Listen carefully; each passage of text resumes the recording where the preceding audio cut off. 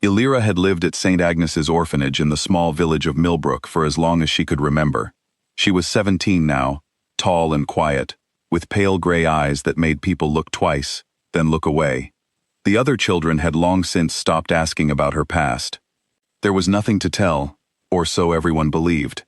She had been left on the orphanage steps as an infant, wrapped in a plain wool blanket, with only one object marking her as anything other than an ordinary foundling, a small gold locket, tarnished with age, that she wore beneath her dress and never removed. The locket was engraved with a crest she did not recognize, a hawk clutching a sprig of laurel. Inside, a tiny painted portrait showed the face of a woman she had never met. The orphanage matron had warned her, years ago, never to show it to anyone. "Trinkets like that get girls like you into trouble," she had said, her voice sharp with something that sounded almost like fear. Illyra never understood what she meant. She simply obeyed, tucking the locket beneath her collar and forgetting, on most days, that it was even there. Life at St. Agnes's was not cruel, but it was hard. The girls rose before dawn to scrub floors, mend linens, and tend the small vegetable garden that fed the household through the winter. Illyra did not complain. She had never known any other life, and complaining seemed like a waste of the little energy she had left at the end of each long day. She found small comforts where she could: the warmth of the kitchen fire, the quiet hour before bed when she was allowed to sit by the window and watch the stars, and the locket resting against her skin, a small mystery she carried without expecting an answer. Once a year, the orphanage sent a handful of its older wards to serve at the grand autumn gala hosted by the Duke of Ashcombe, whose estate bordered the village. It was considered both an honor and a burden. The girls were dressed in plain but clean gray uniforms, and sent to carry trays of food and pour wine for guests who rarely looked at them twice. Illyra had served the gala for the past 2 years without incident, moving quietly through the crowded ballroom, invisible in the way that servants are trained to be invisible. This year, everything would change. The night of the gala arrived cold and clear. Lanterns lined the long drive up to Ashcombe Hall, and the windows of the great house glowed gold against the darkening sky. Illyra and 3 other girls from the orphanage arrived by cart, just as the first carriages of guests began rolling up the gravel path. Inside, the ballroom was already filling with laughter and music, the scent of roasted meat and warm bread drifting from the kitchens. Illyra was given a silver tray of wine glasses and sent into the crowd. She moved carefully, weaving between silk gowns and polished boots, careful never to spill a drop. She had done this many times before, and her hands knew the rhythm of it, even as her mind wandered elsewhere, thinking of the warm bed waiting for her back at the orphanage, and the quiet relief of the night finally ending. She was refilling glasses near the edge of the ballroom, close to where the Duke stood speaking with a visiting baron, when disaster struck in the smallest possible way. A gentleman turned quickly, his elbow catching her shoulder, and the locket, loosened from beneath her collar, swung free into the candlelight. She reached instinctively to tuck it back out of sight, embarrassed, but it was already too late. Duke Cassian Ashcombe, mid-sentence with the Baron, had seen it. He stopped speaking entirely. His face, a moment before composed and pleasant, went pale, then still, as though he had seen something he could not quite believe. He excused himself from the Baron without finishing his thought, and crossed the room in a few long, purposeful strides. Illyra froze, certain she had done something terribly wrong, though she could not imagine what. "Might I see that locket?" the Duke asked, his voice low and careful, as though he were afraid of startling her. Illyra hesitated. The matron's warning echoed in her mind, but there was something in the Duke's expression that was not anger, not command, but disbelief, almost fear, and beneath it, something that looked strangely like hope. She lifted the locket over her head and placed it gently in his outstretched palm. He opened it with hands that trembled slightly. Inside, the small painted portrait caught the candlelight. He stared at it for a long moment, his jaw tightening, his eyes growing bright with something between grief and astonishment. When he finally looked up at Illyra again, he seemed to be looking not at a servant girl carrying a tray of wine, but at someone else entirely. "Where did you get this?" he asked. "I have had it since I was a baby," Illyra said, her voice barely above a whisper. "I do not know anything more than that." I was left at the orphanage as an infant. This was the only thing I had with me." The Duke was quiet for a long moment, studying her face as though searching for something familiar in it. Then he asked, Locket, if she would step away from the noise of the gala and speak with him privately. Illyra glanced around, uncertain, but the other guests had barely noticed the exchange, absorbed in their own conversations. She set down her tray and followed the Duke through a side door into a quiet study, away from the music and laughter. The room was warm and dim, lit only by a low fire and a single lamp on the desk. Shelves of old books lined the walls, and the air smelled faintly of leather and smoke. The Duke gestured for her to sit, and after a moment's hesitation, she did. 18 years ago, the Duke began, I had a cousin named Lady Rosalind, of the House of Everhart. She was kind and clever, and she was very dear to me. During a time of great unrest in the province where she lived, violence swept through her lands. She was forced to flee in the night, carrying with her an infant daughter, only a few months old. He paused, his eyes fixed on the locket still resting in his palm. Before she fled, she had this very locket made, engraved with our family crest, a hawk and a sprig of laurel, so that if anything happened to her, the child could one day be identified and returned to the family. Lady Rosalind was never found. For years, search parties combed the countryside, but there was no trace of her, or of the baby.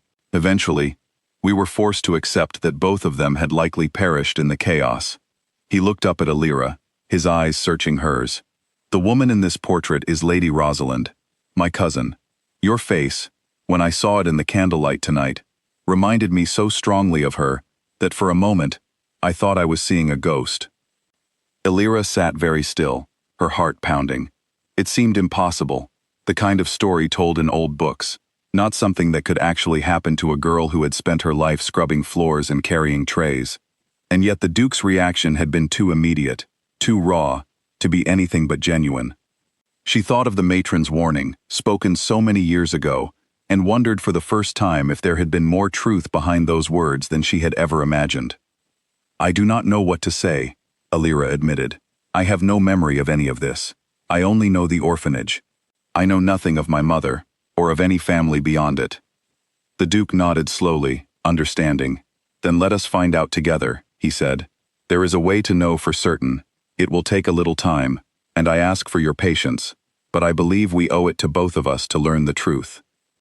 In the days that followed, the Duke moved carefully and quietly, unwilling to raise false hope, either for himself or for Illyra, until he was certain. He sent for the family physician, who examined a small birthmark behind Illyra's left ear, shaped faintly like a crescent moon, a mark said to run through generations of the Everhart family. Illyra had always had it, though she had never thought much of it, beyond a curious little mark hidden by her hair. The physician confirmed that the mark matched the old family records exactly, a detail few outside the family would have known to look for. Still, the Duke wanted more than a birthmark before he allowed himself to believe.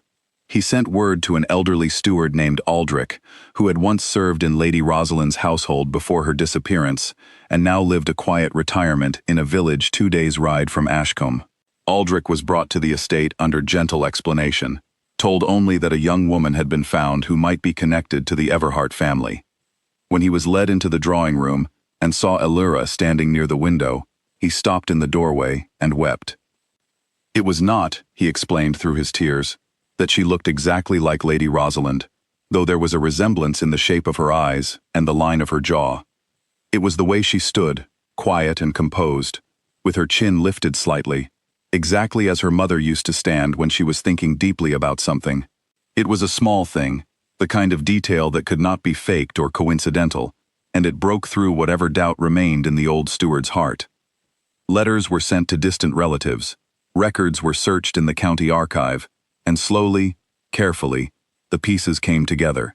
A midwife's old notes, long forgotten in a parish record book, confirmed the birth of a daughter to Lady Rosalind Everhart 18 years earlier, in the exact month and year that matched the age Illyra had always been told at the orphanage. The description of the infant, including a small crescent mark behind the ear, matched precisely. By the time winter arrived, there was no longer any real doubt.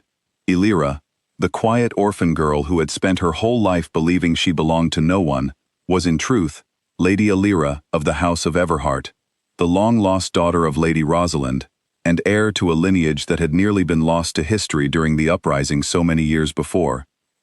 The Duke, her mother's cousin, welcomed her formally into the family, not with grand ceremony, but with quiet warmth that meant far more to Alira than any celebration could have.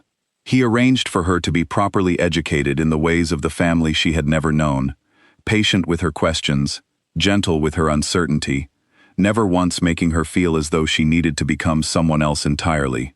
He understood, better than anyone, that the girl who had grown up scrubbing floors at St. Agnes's was not erased by the discovery of her birthright. She was simply, finally, allowed to be all of who she truly was. Alira struggled, at first, with the sudden change in her life.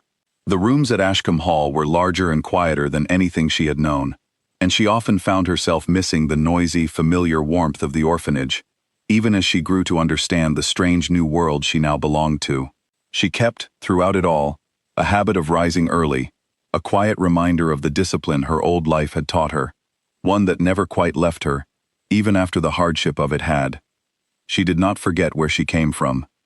In the spring, she returned to St. Agnes's, not as a servant carrying trays of wine, but as a benefactor with the means and the will to help. She arranged for new blankets and better meals for the children who remained there, funded repairs to the roof that had leaked every winter for as long as she could remember, and made certain that any child leaving the orphanage would have some small means to build a life beyond its walls. She spoke gently with the matron, whose sharp warning so many years before had, in its own strange way, protected the secret of the locket until the right moment finally arrived. The locket itself, cleaned and repaired by a careful jeweler, never left Alira's neck again. It was no longer a secret to be hidden beneath her collar, no longer a source of quiet fear passed down through a stern warning. It had become instead a symbol of everything she had carried with her, without knowing it, through every hard and uncertain year of her life, her mother's love, her family's hope, and the truth of who she had always been, waiting patiently in the dark, until someone finally looked closely enough to see it. Years later, when Alira herself told the story to her own children, she did not dwell on the grandness of her discovery, the titles or the estate, or the sudden shift in her fortune. She spoke instead of the ordinary courage it had taken to hand a stranger her most precious possession on the strength of nothing more than the honesty in his eyes, and of the quiet steadiness that had carried her through every uncertain year before that moment ever came. It was not the locket alone that had changed her life, she told them, but her willingness, even as a frightened girl who had never known where she came from, to trust that the truth, however long buried, was always worth uncovering.